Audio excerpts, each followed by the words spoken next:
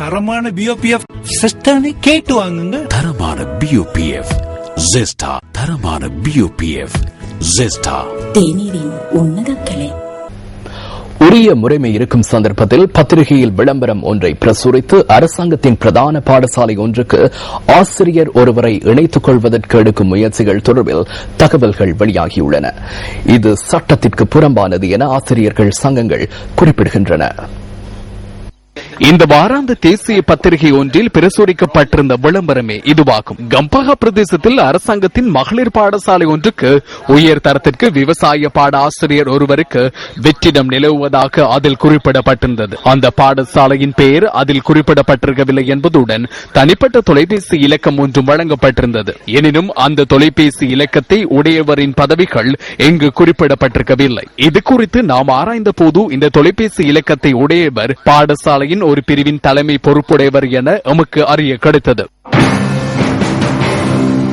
பாடசாலைகளுக்கு ஆசிரியர் எடுக்கிறது கல்வி அமைச்சு. இப்ப கல்வி இலங்கை ஆசிரியர் சேவை யாழ்ப்புல எவ்விதமாக பாடசாலைகளுக்கு ஆசிரியர்கள் எடுக்கிறதுங்கிறது எல்லாம் கிரைட்டீரியா எல்லாம் போட்டிருக்குது. அப்படி ஒரு சூழ்நிலையில வேறு ஆட்களுக்கு அரசாங்க பாடசாலைகளுக்கு ஆசிரியர்கள் எடுக்கலாம். இப்படி இது ஒரு பிழையான முறை. இது ஆசிரியர் சேவை யாழ்ப்பை மீதும் செயல்பாடு.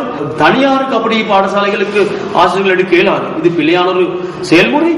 இந்த செயல்பாடுக்கு ஈடுபட்டிருந்த யாரு எவருங்கிறது தெரிவு செய்து அதுக்கு ஏற்ற மாதிரி தகுந்த நடவடிக்கை எடுக்க சொல்ல கல்வி அமைச்சர் கேட்கிறோம். முறைமைக்கு முரணாக ஊழல் மோசடிகள் மாத்திரமல்ல, இது லஞ்சம் பெறுவதற்கும் காரணமாகின்றது. எனவே நாம் இதனை வன்மையாக கண்டிக்கின்றோம். தனியார் பாடசாலையாகவோ அல்லது சர்வதேச பாடசாலையாகவோ இருந்தால் பிரச்சனை இல்லை. ஆனால் அரசு பாடசாலை ஒன்றுக்கு ஆசிரியர் நியமனத்திற்காக பத்திரிகை விளம்பரம் ஒன்று பிரசுரிக்கும் நிலைமை ஏற்பட்டுள்ளது. ஒரு புறத்தில் அது சட்ட விரோதமானது.